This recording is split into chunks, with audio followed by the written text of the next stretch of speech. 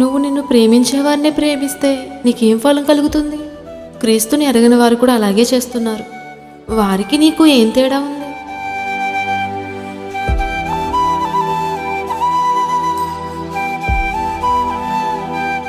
నీకు నచ్చిన వారికి, నీకు వందనం చేసిన వారికి మాత్రమే వందనం చెప్తే నీవు ఎక్కువ చేయుచున్నదేంటి?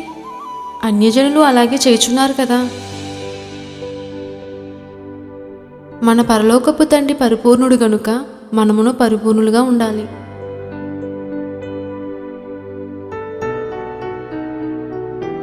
లిఖిత, మనుషుల భాషలోనూ దేవదూతల భాషలోని మనం మాట్లాడినా, కొండలను పెకిలింపగలిగిన విశ్వాసం మనకున్న, కృపావరములతో వాడబడుతున్న, మర్మములన్నీయు జ్ఞానమంతయు ఎరిగి ఉన్న ప్రేమలేని వారమైతే వ్యర్థులం.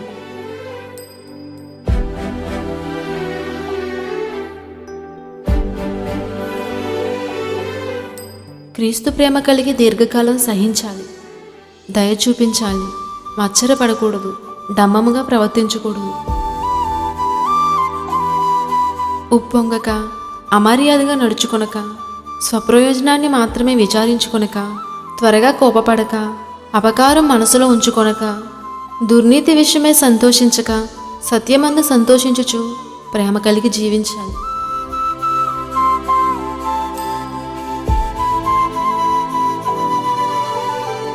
ఈ చిన్న విషయాన్ని ప్రస్తావిస్తూ నేను ఎందుకింతలా చెప్తున్నానో తెలుసా?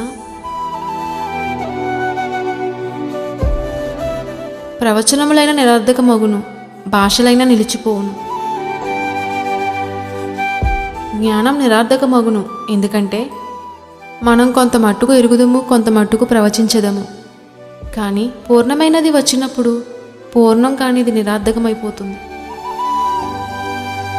ప్రేమ కలిగి ఉంటేనే విశ్వాసం, నిరీక్షణ, ఓర్పు కలిగి జీవించగలం.